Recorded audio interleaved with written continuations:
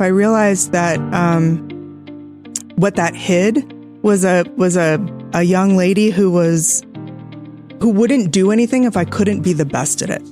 I was very unwilling to take risks. And so I grew up in Minnesota and I never learned how to ice skate because all my friends learned before me and I was too embarrassed to try it. You know, like stupid little things like that. I look back and I think, what would I have tried? What would I have exposed myself to if I had not been so afraid of failure?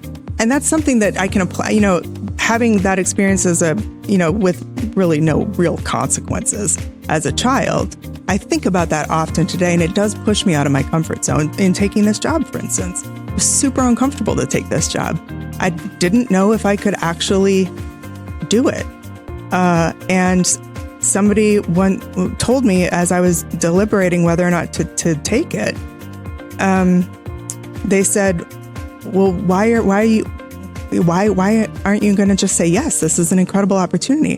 And I said, well, because I'm nervous and I think I might fail. And they said, well, if a new job doesn't make you nervous, you shouldn't take it because it's not going to grow you. It's not going to challenge you. It's not worth taking. Welcome to the Going Big podcast. I'm your host, Kevin Gentry, and this is the place where we celebrate bold moves and big ideas. Each week, I sit down with inspiring leaders, entrepreneurs, and change makers who are making a significant impact in their careers and in their communities. Whether you're looking to level up your leadership, pursue your passion, or just get inspired to take your next big leap, this is where those stories come to light. Now, if you're listening on iTunes, YouTube, or anywhere else you tune into podcasts, be sure to hit that subscribe button so you'll never miss an episode. Now, let's dive in to what it means to truly go big. Well, greetings, ladies and gentlemen. I am very pleased to have with me as my guest today for the Going Big podcast, Emily Seidel. Emily is president and CEO of Americans for Prosperity. And with more than 4 million volunteer citizen advocates, Americans for Prosperity is a very substantial grassroots organization in all 50 states. And 36 of the states that has full-time staff, offices. In the last election cycle, over 30 million households had their doors knocked on in terms of voter conversation. And perhaps most importantly, just last year, they attribute over 300 different policy wins across the country to their engagement. It's really interesting. So as you can tell from the definition, it is going big just in that case, but there's a lot to unpack here today. So Emily, thanks for joining. If you would, how would you describe Americans for Prosperity, or AFP in shorthand as it usually is, beyond what I just did? And maybe how would you describe it to your relatives at Thanksgiving? When they say, what do you do? Yeah, I get that question a lot. Well, thank you so much for having me, Kevin. So the way that I describe AFP is that we just seek to expand freedom and opportunity so that every person can achieve his or her version of the American dream. And we do that through reaching and mobilizing citizens across the country to have their voices heard in the biggest public policy debates that are happening in the country at both the federal and state levels at any given time. And it's through those public policy debates and decision-making that we either enact good policy that expands freedom and opportunity for people, or we break down the policy barriers that stand in the way of people being able to achieve the American dream. All right. Well, I'd love to get your take, put you on the spot, what you see as the most significant policy victory in the history of AFP, which has been around for well over 20 years. But before that, even put a finer point on what is a volunteer citizen advocate. I mean, it's if you haven't engaged in political action in some way, it's hard to understand what that is. Presumably, many people listening have engaged beyond voting, but plenty others haven't. What does that mean? What is an AFP activist? At its core, it's just somebody who sees a problem in their community and does something to solve it. And that takes very different forms. So some people like to make phone calls to their neighbors and others in their community to educate them about something that's happening in their state or even federally, and give them the opportunity to raise their voice alongside the voices of others through petitions or email drives or whatever. It could look like going out and actually having those conversations by knocking doors, as you talked about in your intro. But it also could be attending rallies, coming with us to a state capitol to lobby, or even here in Washington, D.C., to come and lobby federal lawmakers so that they hear directly from their constituents. It's all about all of these different modes to be able to bring the voice of constituents to their elected officials to impact their decision making. So that's great. So I'd like to even pull that out a little bit more, because I think the media narrative often is that, these powerful forces overwhelm individual opinions. But your proposition is that the accumulation of all these individual actions and opinions matter. Yes. I know that you worked on Capitol Hill, so you saw it from that perspective. And I guess it was Everett Dirksen's favorite quote, or famous quote. Senator Dirksen said, "I see the light when I feel the heat." So does all this citizen action does it make a difference? It really does. And I didn't know that it did until I even got to Capitol Hill in the first place. I studied international politics and economics in college, was really interested in how other nations developed and why some did and some didn't, and didn't really spend a whole lot of time paying attention to what was happening in our own country. But when I graduated from college, I didn't know what I wanted to do next. So I moved to Washington, D.C. and started interning for my hometown congressman from Minnesota, Jim Ramstad. And my job was to answer the phones. And so I started to hear these citizen calls coming into the office. My job was to track them and provide trends to Congressman Ramstad and the chief of staff and everybody else. And then my next job was to do the same thing, but for the Speaker of the House. So when people, organizations like AFP and others out there were driving these big citizen contact campaigns to Congress, oftentimes they would just put down the Capitol switchboard operator's number. And so it was incumbent on the activist to know, I need to ask for my congressman by name. If they didn't know their congressman, guess who they got transferred to? The Speaker of the House. Gotcha. Me. Gotcha. Oh, wow. Okay. And so I got to that was my exposure on the job to both the challenges that people were facing in our country, but also the impact that their phone calls at the time, this was a long time ago. So mostly people are communicating by phone calls still, not email, or social media certainly didn't exist. But I got to see what people did with all of those phone calls that came in every day, and how it impacted the response that at either an individual lawmaker like Congressman Ramstad or the Speaker of the House and his team dealt with the sentiment as it was coming in to Congress. It was really powerful. Well, it's really fascinating, because I think it's easy to get cynical about, what matters in terms of political action. Maybe in many ways, the United States is unique in this form of citizen participation. You see in a lot of countries, you can have big, rallies and movements on the streets, but this sort of thing. And I will say, one of my first podcasts I did was with Richard Viguerie, who developed political direct mail for conservatives in the 1960s and 70s. And I've also met over the years Roger Craver, who did that for liberal Democrats, political direct mail in the 60s and 70s. And what they said was, at that point, they were empowering millions of Americans to speak their voice through the mail, because up to that point, it wasn't as done that way. So now with what you're doing and others do, all of this engagement really is citizen participation. Absolutely. It's democracy in action. That's what it is. All right. So I happen to know, because we've worked together for a long time over the years, that Americans for Prosperity was founded, I think, in 2004. So it's just a little over 20 years old. You celebrated your 20th anniversary last year. There was a predecessor organization of sorts, Citizens for Sound Economy, that had been founded roughly 20 years before that. In your judgment, what's the biggest, most significant, we'll say, or consequential of the public policy victories that you think AFP had a hand in? That is an impossible question to answer, Kevin. I mean, you said yourself, just in the past year, we've counted 300 policy victories. You accumulate that over a 20-year period. There are just too many to choose. There are, some of the landmark ones that we've celebrated was things like the passage of Act 10 reforms in Wisconsin. That was the right to work laws, really started to transform the state many, many years ago.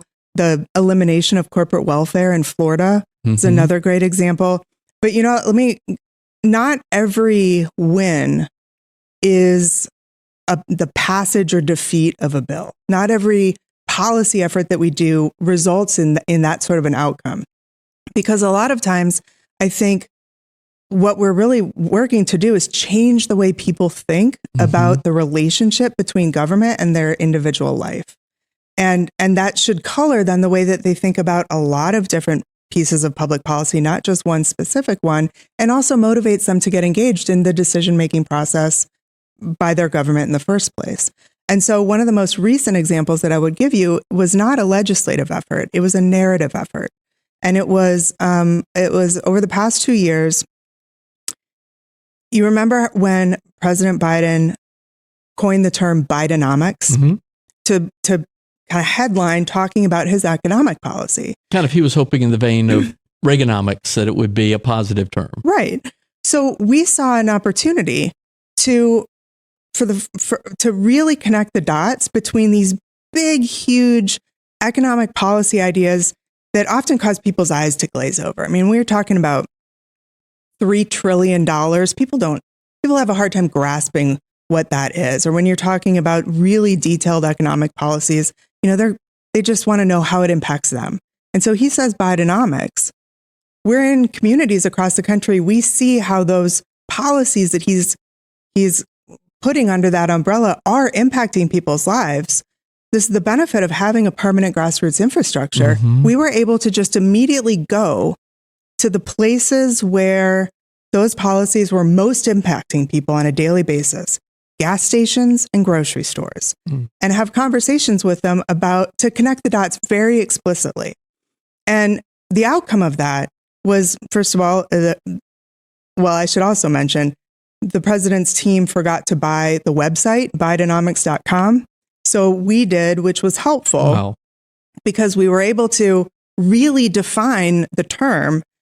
And as a result, the White House stopped using the term Bidenomics, but I think Americans really, it was a open window for a while for people to say, oh, I understand how all of this government spending is driving inflation. I understand how this energy policy or these regulations are driving up the gas prices at the pump. And it was it moved the Overton window, I think, on those issues of the way that people are thinking about big government and their daily life. Okay, well, we're going to have to define the Overton window. I'm not even sure I still understand the Overton window, although I knew Joe Overton.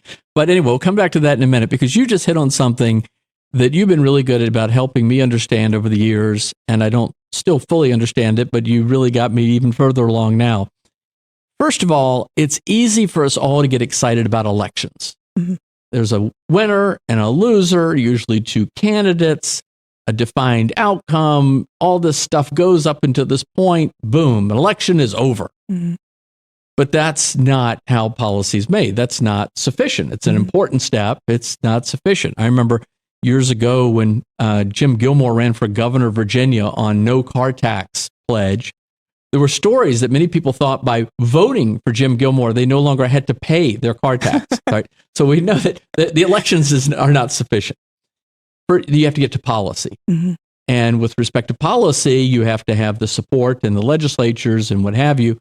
But even then, if you pass a law, that's not even sufficient. It has to be, it has to continue on. We're seeing this now with respect to things like DOGE and stuff like this. But even then, the culture has to accept it and perhaps be moved by it. And I know that, for example, you've talked about Americans for Prosperities and other organizations' involvement in expanding education opportunity in the states. And when West Virginia first passed education savings accounts, and then I think it was Iowa, then Arizona had to get to a tipping point, then Florida, then maybe Texas will do that. But until you change that whole dynamic in the conversation, that's when you're really influencing policy. Is that right? Did I do that okay? Yeah, I think you did that quite well. I mean, it's bigger than public policy work. It's social change. It's changing the way that people think about our society and all of the institutions that play a role in that, whether it's education, how communities come together and work to solve problems, how the government plays a role in that or shouldn't play a role in that, how all of that comes together, the role of business. So yeah, it's beyond just the nuts and bolts of getting a bill to become a law.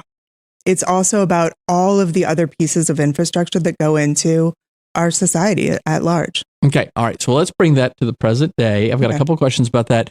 But first, the Overton window. Mm-hmm. What is the Overton window and what does it mean to move the Overton window? So the Overton window, as I would describe it, and I know that there are other people who sort of study this more from a political science perspective, but the way that I think about it is the guardrails on what's possible and the way that people think about a piece of public policy. So, for instance, there was a time in my lifetime that I can remember when people talking about government playing a significant role in healthcare, whether that was single payer or whatever, was way fringe, like crazy idea that barely anybody was talking about.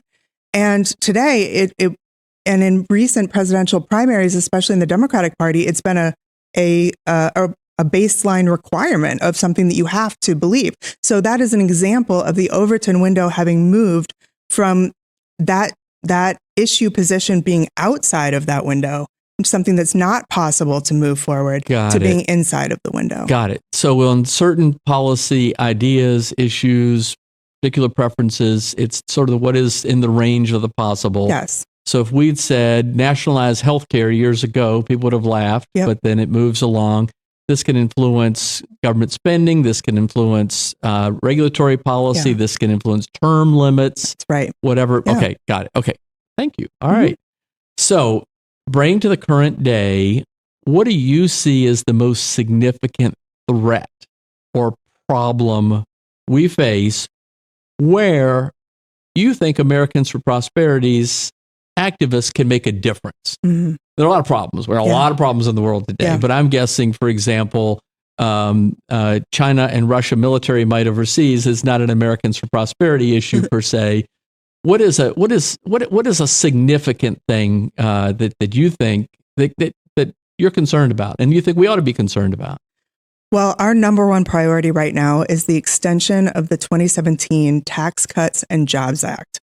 A lot of people, we did some polling earlier this year, and a lot of people have no idea that the tax cuts that were put in place in 2017 expire at the end of this year.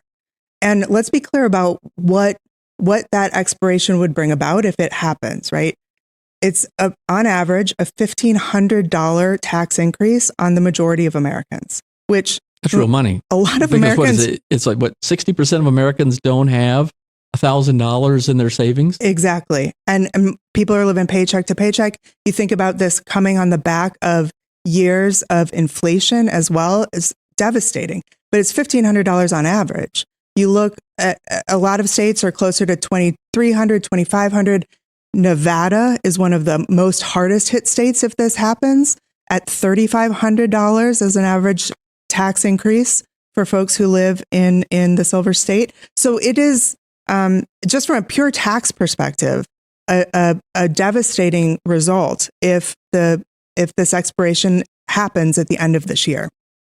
Not to mention the jobs that will be lost. When the tax cut bill was passed in 2017, one of the outcomes of that was we saw more jobs across the country. We can project how many of those jobs would be lost. It's tens of thousands of jobs in each state if this happens. And so, there's understandably, I think, a lot of attention being paid right now in Washington, D.C.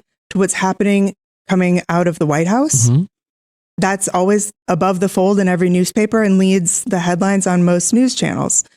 But Americans really need to be paying attention about what's happening at the other end of Pennsylvania Avenue, because Congress needs to take action. They need to take action quickly on this bill to make sure that we get it across the finish line. All right. Well, we got so many issues today. The federal debt is enormous. the consequences of that on the economy, on future generations is enormous. All these entitlements, which dwarf the sliver of discretionary spending that can be cut. Then you have the regulatory burden that exists in the United States, which really is a barrier to opportunity. But you're on the tax cuts. I got to say, I think in my mind, right now, as we're having this conversation, tariffs and trade are dominating the news. DOGE is dominating the news. I think there's an expectation that, Republicans won better than expected in the elections, and they've got pretty good discipline, it seems like, even though Speaker Johnson has this razor-thin majority, he's been able to get things done. So the Republicans in the Senate and the House and the White House, they should get this done. What's the big issue? You're not as confident that this is an easy passage. No, I think it's dangerous to be overconfident about it. So first of all, there's the risk that it doesn't happen. In 2017, the Republicans had control of Congress by a much wider majority in the House than exists today. And the bill failed twice before they were able to finally pass it. So that's funny. You forget about that. You just remember that we got it. So got it. And so, I think the risk that it doesn't happen is real. It might be smaller because it's harder to let a tax increase than to just fail to get a tax decrease. But look, my biggest concern, honestly, is that it comes, but it's too little too late. And by that, I mean the quality of the legislation itself. The later this goes, the closer to the deadline. This is kind of a rule of thumb for any legislation. The closer you get to a deadline, the worse of a deal you get. And so the longer that this goes, I think you run the risk of getting a worse deal where you have to make concessions to different factions of the Republican conference to get enough votes to get it across the finish line. And so you might end up with additional lines of tax revenue to pay for the extension of some of the tax cuts. You might get some of the tax cuts extended, but others are allowed to sunset. And so there's a real risk in not getting the most pro-growth tax package possible done this year. So there's the quality of the product question. From a timing perspective too, I would say we don't need to just think about losing this fight in terms of whether it passes or fails. We will lose this even if it passes, but it passes just under the wire at the end of this year. And you're already starting to see this in a lot of news reports on how businesses across the country are thinking about rolling out a new product line, expanding some of their infrastructure. They're pausing on making those decisions until they understand the details of what might actually be in this package. And so we're going to get some of the economic downsides, even if the bill passes and if it just takes too long to get it done. So that's that too little, too late concept. Gotcha. Okay. All right. So we're and this is the way the sausage is made. This is getting into the weeds, but you're talking about going big in terms of the economy in the future and going big wrong if this doesn't happen.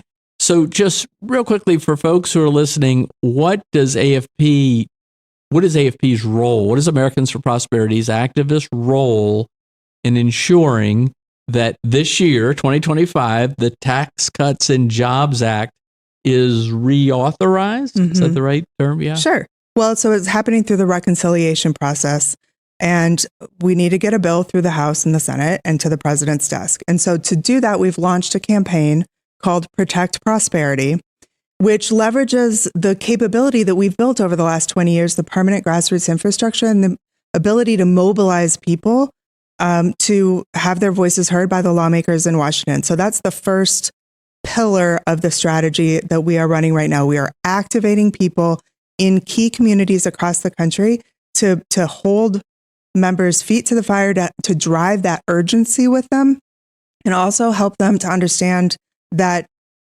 it's not just whether it gets done, it's what it looks like, how good it is, and how quickly it can happen. The second thing that we're doing is to try to hold these coalitions together under the dome. We're working really closely here in Washington with various offices on Capitol Hill and other coalition partners to make sure that the potential fractures within the conference in both the House and the Senate don't break apart in a way that tanks this bill. That happened too many times in the lead up to the 2017 passage, and we know that we don't have any of the leeway basically that we had during that time. And so we've got to hold those coalitions together. And so that's the work of our government affairs and our lobbying teams and our coalitions teams. But what makes them unique in those conversations is that they are representing the voices of all of the activists across the country at those tables.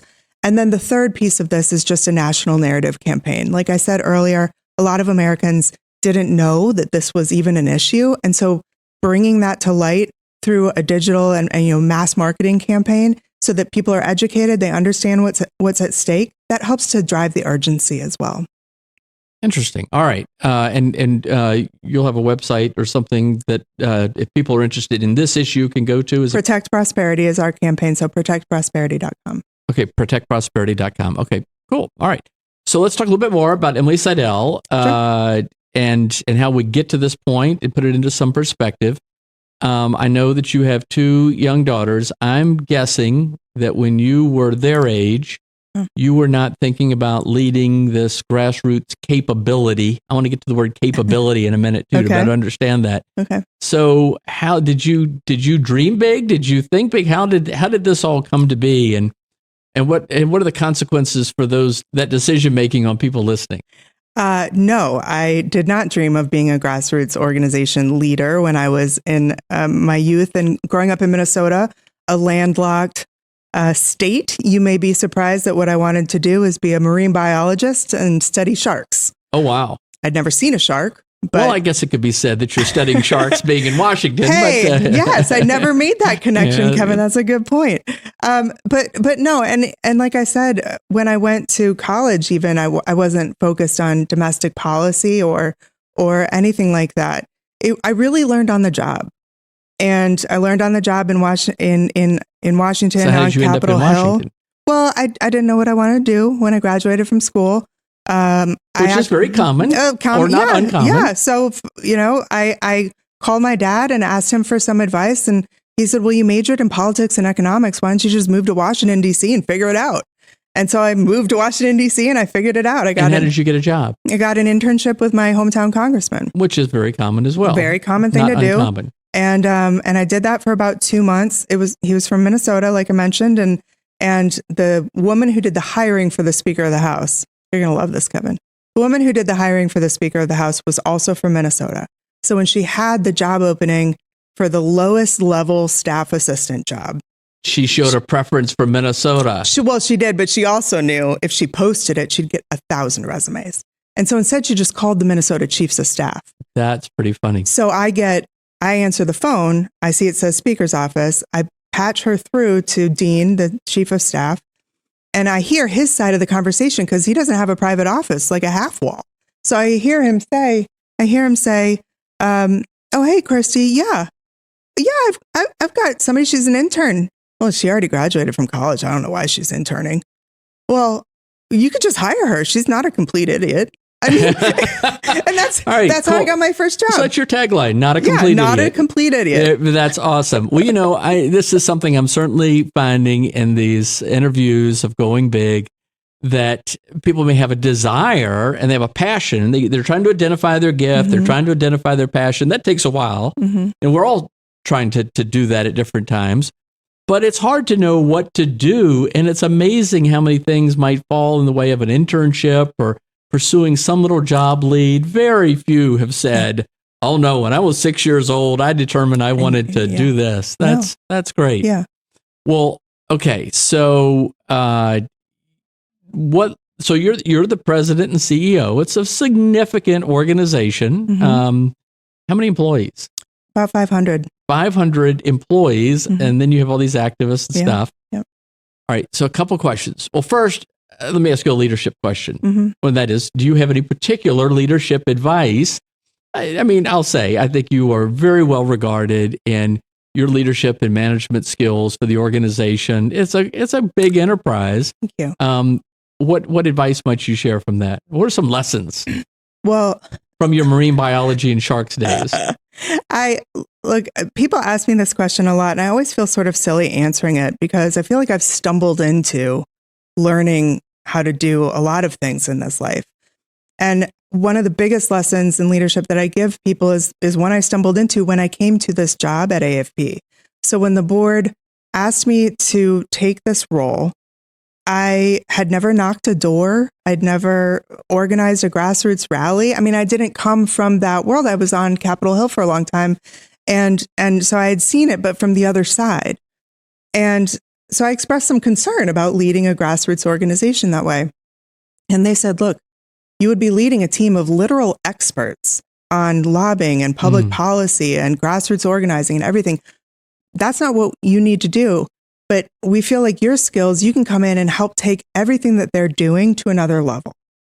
And so I said, okay, I'll give it a shot. And I came in, and the lesson that I learned was I had to focus on leading myself. And what I mean by that is I had to figure out how I added value first before I could lead others in increasing the value that they added to the organization. So I had to come in and really understand what the team needed, what the organization needed, and how I could meet that need and work to fill it. And that, I'm still doing that in many respects because we live in a dynamic world and we always have shifting needs. But a lot of times when people ask me about leadership, they're asking me about it's very outside of themselves. They're saying, how do I lead those people? Mm-hmm. And a big part of at least my experience in jumping to a big leadership position was figuring out what I needed to do first to be a productive member of the team.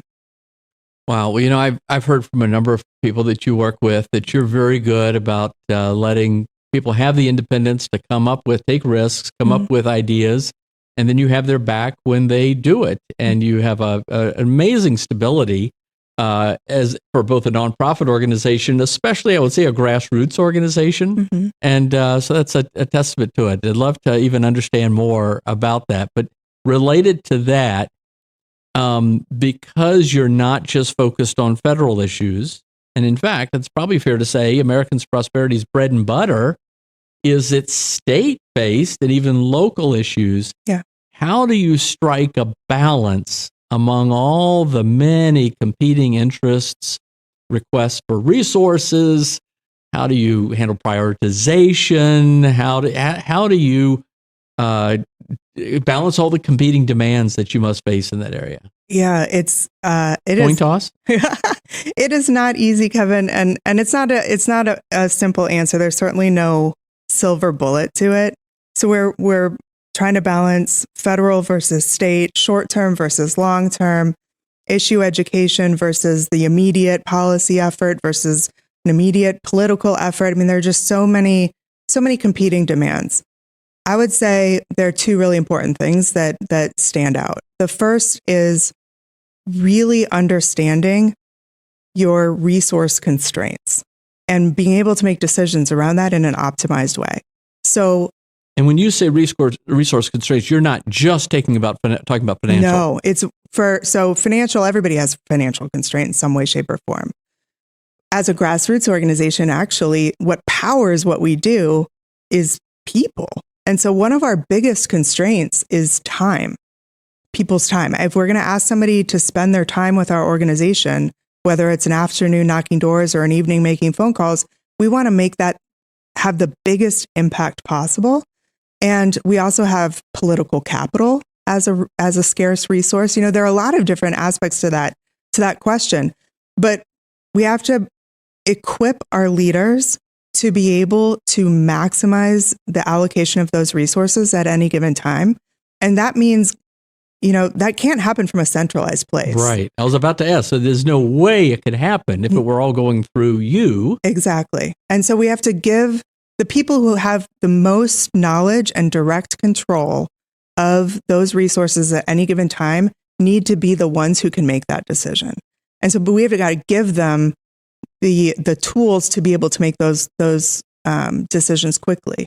One of the most important things that I think that we did was about 10 years ago, we had this amazing person reach out to us and ask if we would be willing to experiment with him to see if this company that he built that was helping Fortune 500 companies maximize their profits, if he could apply that in the world of nonprofit work, social change, to maximize freedom. And he happened to be somebody who was a classical liberal who agreed. Wait. Okay, what's a classical liberal? Well, it's somebody. I'm sorry. I know what it is. I'm teasing you, but no one knows what a classical liberal is. And it's not a classic liberal, by the way. What is a classical liberal? And then we'll continue. This is, well, how would you describe it?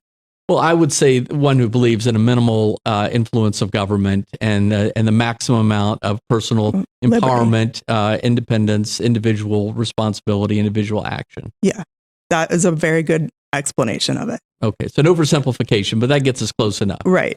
So small government. The founders' view. The founders of the United States were celebrating the 250th anniversary soon. It was their view about maximizing the power of the individual and minimizing the power of the state. Exactly. And so he wanted to see if he could use this tool to advance what he personally believed in, looked around, saw our organization advancing many of those same policy ideas. And so he came to us and asked if we would be willing to experiment. Long story short, in 2014, we ran our regular strategies. We devoted more financial resources to them than we otherwise would have to embed a series of experiments to really understand the most effective use of an hour of a volunteer's time. And then the second best use and the time of day where you could be most effective making phone calls versus knocking doors, and to what demographic group. We got very granular with this, and then we've continued to execute against that for the past 10 years, continuing to learn and optimize as we go. But so that I can confidently say, if somebody wants to spend their time with us and they're willing to do anything, the most effective thing to do is to go knock doors and have one-on-one conversations.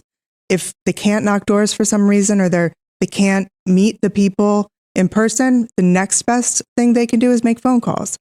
And then I also know from a resource allocation standpoint, if we're going to do that outreach, that one-on-one outreach, we might as well spend the extra resources it would take to send the people that we have those conversations with pieces of mail and digital ads to reinforce those conversations and make them sticky in their minds.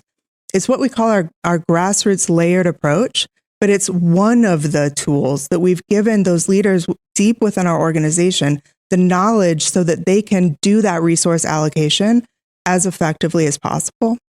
The other thing is really being able to connect the dots between what you're doing in the short term and what you're doing in the long term. The way that we do that is, as a principles-based organization, we look at every decision that we make through the lens of what we believe. And so, as an example, if one of the members of our policy team gets a bill to analyze and let us know if it's a good bill, if it's a bad bill, if it can be improved, et cetera, amongst many ways that they will evaluate that bill, one way is to take one of our principles, equal rights, and say, does this bill violate equal rights? Does it favor one group or another, or does it advance that concept? And so we embed that principle approach in every single decision that we make. And that's been a real advantage over the past couple of years in particular. As you know, I've talked with a lot of other leaders of nonprofit groups or other business leaders as well in the for-profit world, whether it was COVID or some of the civil unrest in the country over the past several years, the violence. There have been a lot of demands really for people to offer opinions on it or take positions on it from all of these different perches of leadership. And many people have felt, they've really struggled to figure out how to navigate through that time period. The analogy that I've often used is if you picture a boat in a hurricane, the way that we approach that moment with all of these waves crashing around, trying to shift, what you're doing and how you're reacting to the environment around you, our principles are our motor and our steering wheel. And so even in the biggest waves, we can crest them and we can continue on our way towards what we are trying to achieve. Other organizations who don't have that entry point into their decision-making process, they go where the waves push them. And it's been a real advantage for us because people know if they get in the boat with us, they know where we're going. And they're able to see how the things that we're doing today connect us to the long-term goal of where we're trying to reach, the shore that we're going to. We want to continue with the analogy. And so those two things, equipping decision makers with the ability to optimize resources and being able to very clearly see how every decision that we make advances our goal. Those two things have been critical to the challenge. That's really impressive, I have to say, and I think this is very misunderstood by a lot of people. And a couple of things. One is in the nonprofit world, there is not a lot of experimentation and challenge and study of what to do. There's a natural tendency to growing and becoming a bureaucracy. There are a lot of nonprofits are very top down. So this in and of itself, I think, is very interesting. But then also to continue to challenge yourself, what is the long-term vision and objective? What are we trying to aim toward? Are we making progress toward that objective? And what can we do differently to do that better? So kudos. I think I don't think this is really well understood about how Americans for Prosperity has, I'd say, evolved and over the past several years. But so it's a different take on going big. You could think going big is all about just one big action or big, bold move. But if I'm understanding correctly, the idea of you're building a capability is just that kind of continued drive toward that objective. Is that fair? Yeah, I like the way that you put that. Okay. All right. Well, a stop clock is right twice a day, as they say. I got it right. All right. So let's wrap this up. I love to ask this question toward the end. Emily, imagine a younger version of yourself. What would you tell that younger version today about maybe something that you would have done differently? And don't say you wouldn't have come to work at Americans for Prosperity. No, I wouldn't say that. So I played soccer when I was a kid. From a very young age. My dad grew up overseas, was a big soccer player, and so he started me in it right away. And he would often tell me the position I ended up playing for most of my career was sweeper, which if you don't play soccer is the very, very last defender. And he was my coach for many years, and he would tell me that the reason he put me in that spot, which I didn't like, I wanted to go score goals, right? Everybody does. The reason he put me in that spot was because he could count on me, that I didn't make rash decisions. I took smart risks when necessary, but I was just very solid. And he meant that as a compliment.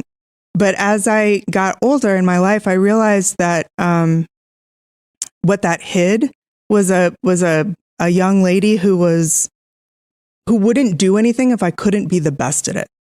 I was very unwilling to take risks. And so I grew up in Minnesota and I never learned how to ice skate because all my friends learned before me and I was too embarrassed to try it. You know, like stupid little things like that. I look back and I think, what would I have tried? What would I have exposed myself to if I had not been so afraid of failure? And that's something that I can apply, having that experience as with really no real consequences as a child. I think about that often today, and it does push me out of my comfort zone in taking this job, for instance. It was super uncomfortable to take this job. I didn't know if I could actually do it. And somebody told me as I was deliberating whether or not to take it, they said, well, why aren't you going to just say yes? This is an incredible opportunity. And I said, well, because I'm nervous and I think I might fail. And they said, well, if a new job doesn't make you nervous, you shouldn't take it because it's not going to grow you. It's not going to challenge you. It's not worth taking. And that's the last piece of advice that somebody gave me before I called and accepted the role here at AFP. Here. Amazing. All right. So here are my last two questions. Well, my next to last question. What is next for Americans for Prosperity in terms of going big? I don't know if you answer that in the next 5 to 10 years, a particular policy issue, a particular approach. You get the Tax Cuts and Jobs Act extended. What's going big next for Americans for Prosperity? It's a great question. I think there are a lot of different ways to look at it, but I would boil it up to, I think we are at the precipice of a major shift in the way that people think about government policy. And here's why I say that. So you can look at what's happening in the states. You mentioned K through 12 education earlier, that we've got a system that for too long has treated every child the same. And so it's failed to meet the unique needs of unique kids and put them in a place where they have the opportunity and can use the freedoms to be able to create prosperity and live their American dream, right? So you've seen sort of a slow march of people questioning that. Is this really the best way that we should educate our children?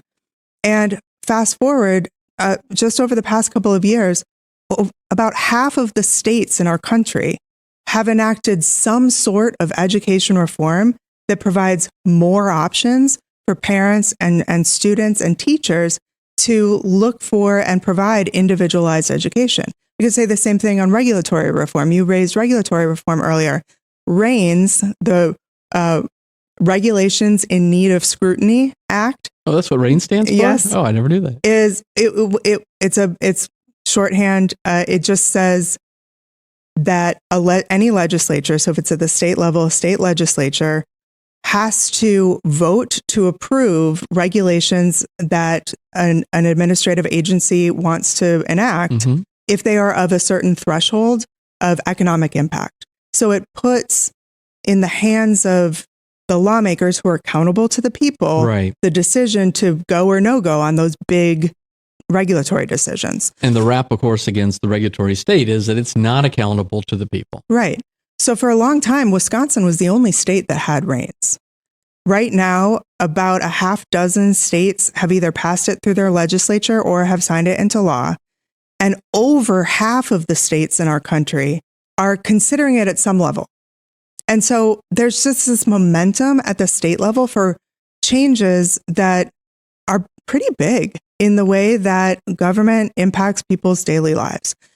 So you can look at that at the state level and kind of feel like, wow, we might be at a tipping point on a lot of these major issues. And I think you can say the same thing at the federal level as well.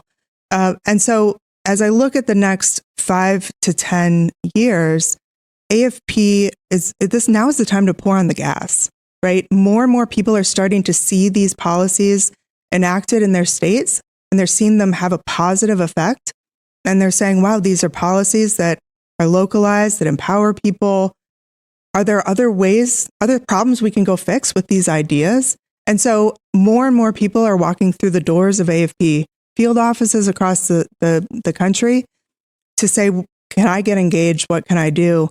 And so over the next 5 to 10 years is when we really feel like we're at this tipping point to see an unleashing, if you will, of these types of policies across the country. Wow. Well, considering the size and scope of government today and its reach and the enormous burden of the debt, talk about a tipping point. Hope that you're successful. Thank you. All right. So final question. What advice would you give to those listening today, how they personally should think about going big? You can anchor that in your own personal life lessons or lessons from Americans for Prosperity or both or anything. But what advice would you give to others about how they should think about going big? Well, I guess I would draw on some of what we've already talked about to say, learn the lessons of my childhood. Don't be afraid to fail. And if you want to go big in starting to raise your voice to impact public policy, come and see what we're doing in your hometown, in your state, and see if you want to be part of this with Americans for Prosperity. We've got a lot going on, and there's a real opportunity, I think, to be part of going big as a country. Nice. Well, ladies and gentlemen, it's been a treat to be with Emily Seidel, the chairman and CEO of Americans for Prosperity. If you're interested in getting more involved, anything that Emily talked about, I think the website is afpvolunteer.com. Mm-hmm. There's obviously americansforprosperity.org, but afpvolunteer.com is a great way to get engaged, even at the local level. And then the protectprosperity.org campaign is the one that's going on right now with respect to the Tax Cut and Jobs Act. Thanks for joining us today, Emily. Thank you. It's great to be with you. Thank you so much. Thanks for tuning in to the Going Big podcast. I hope today's conversation left you feeling energized and ready to tackle your biggest goals. Don't forget to subscribe and leave us a review on iTunes, YouTube, or wherever you listen to podcasts. It really helps spread the word, and it gets these inspiring stories out to more people. You can also find more content, resources, and updates at our website, goingbigpodcast.com. Remember, the only limits are the ones you don't challenge, the limits that you impose on yourself. Keep pushing, keep growing, and above all, keep going big. See you next time on the Going Big podcast.